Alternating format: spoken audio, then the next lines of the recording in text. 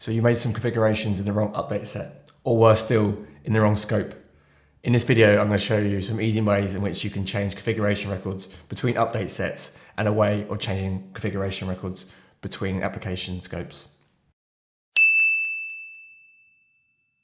The first scenario I want to go through is the one in which you've made some configurations to the wrong update set, and you want to change those configurations to live in an update set within the same application scope. So what we can do is, if we click on this icon at the top of the navigator, we can see the scope and the update set that we're currently in. If I select this update set, what we'll see is this icon here in which we can open the record and go into the update set itself. At the bottom of this screen, we have the customer updates, which gives us a list of all of the configuration items that are captured within this update set. The first way in which you could change the update set that these configuration items live in is by individually going into each of these records and changing the update set. So let me show you an example. If I click on this customer update record, it takes me into the individual customer update for this particular configuration. If I scroll down to the bottom, we see here the update set that this configuration is currently sitting in, which is global update set 2 currently. So what we can do is we can actually change this within this record here. We might want to change it to update set 1, for example. When we navigate back to global update set 2, what we'll see is that configuration record no longer exists within that update set. The shortcome to this approach is that if you have multiple configuration records that you need to change between update sets, this can be quite a time-consuming process. The alternative method, and my preferred way of managing configurations within update sets, is within the sys update XML table. So within Application Navigator, if we type in sys update XML.list, this takes us to the table of all the individual customer updates. Within this table, with all the individual updates that have been captured, we can easily identify all of the updates that we've made and the associated update sets. The main advantage of using this table is that we can mass update the associated update set record to each of the individual updates. So let me show you an example of some of the ways in which you can search this table and speed up changing the update sets. So the first thing that you could do to find the updates that you've made is if we add updated to our list view. This is one easy way in which we can identify all of the most recent changes that we've made. And as we see, these are some of the recent configurations that have been made.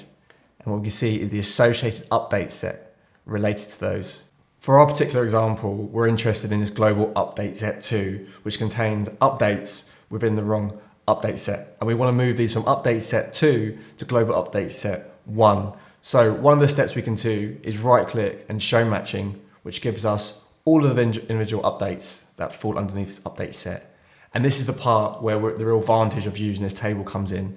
So if we select the update set cell for the top row, which is instant caller and not the hyperlink, we'll highlight this particular cell and we select or press shift down arrow, we highlight all of the cells in the update cell column. If we double click on this top cell, we can then update the value, but also update all 3 values at the same time. So I'm going to type in global update set 1, which is the update set we want to reassign to, and click OK. Now, this was a small example with just 3 records, but you imagine we might have update sets with many more configuration records that we need to change to a different update set. And once you get familiar with this way of working, you'll save yourself a lot of time. The other bonus tip I want to mention here is when working with this table and trying to find the individual configuration, it might be sometimes difficult if there are multiple teams who are developing on the platform at the same time. So one way to find an individual configuration quite easily is by searching by the sys of the configuration record in question. So an example is this UI action. And this is a configurable record on the incident table.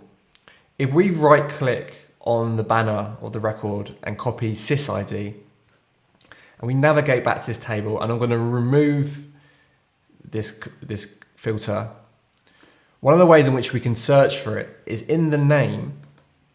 What we'll see within the name column is this convention of the table name plus the sysid is the name of the configuration record.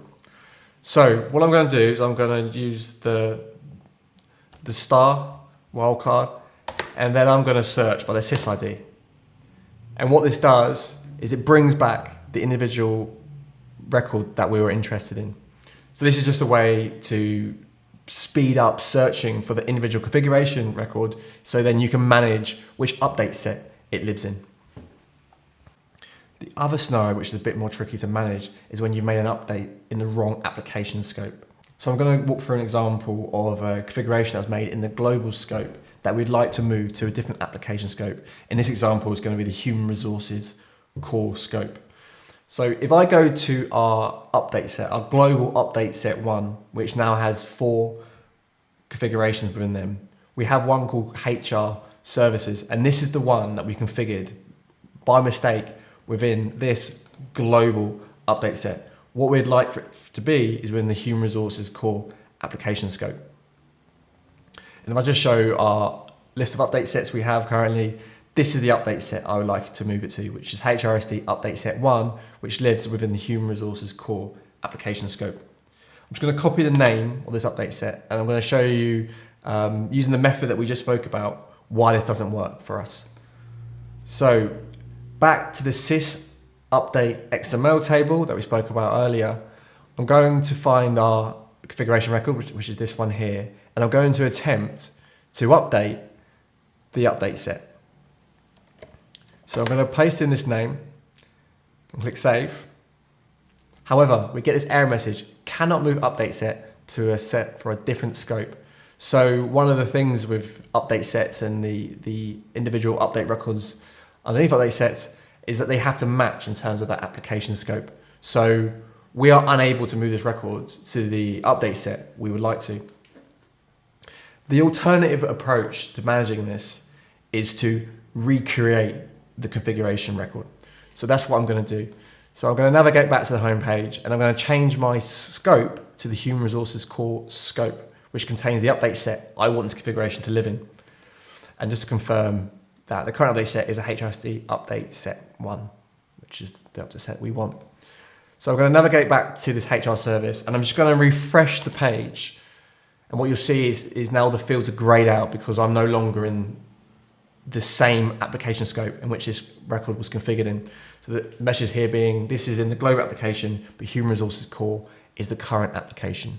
So the way in which we can move this configuration is to recreate this configuration in the right application scope. So all we need to do is right click and select insert and stay.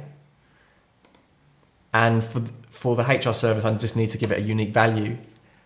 And then I can save the record with all of the values from the original configuration copied over to this new record. So I'm going to click save, and we have our new record. So if I just go back and I look within our update set and look within the individual configurations, we can see that we have a new record here, insert or update, which has been captured. The last thing to do is make sure we clean up the original development that we no longer want. So we're going to remove that original configuration record for that HR service. So what I'm going to do is I'm going to navigate back to global, navigate to human HR services table. And what we can do, again, as another way to identify the record we're after, is I'm going to add the application column to the list view for HR services. And what I can do is I can search this table, and what I should be able to find is a global record that shouldn't be there, which is my new HR service. So I'm going to this record and I'm going to delete it. So that record no longer exists. However, our new My HR service record still exists within the platform.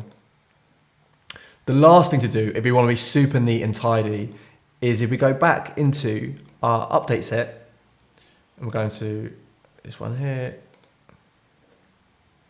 and we see we have this delete records. What we can do is to make sure that we don't capture it with an update set when we move it between the instances. We can actually rename the update set to default, and this will therefore mean it's not captured any update set, and it won't move when we promote this update set to another instance. So those were two very likely scenarios that you're going to face as a ServiceNow developer, and a way in which you can move configuration records between not only update sets, but between application scopes. If you'd like to see more information on this particular topic, there should be a link to the blog in the description below. And if you want to see more ServiceNow quick how-tos and guides, then please hit the subscribe button and follow. Thank you for watching.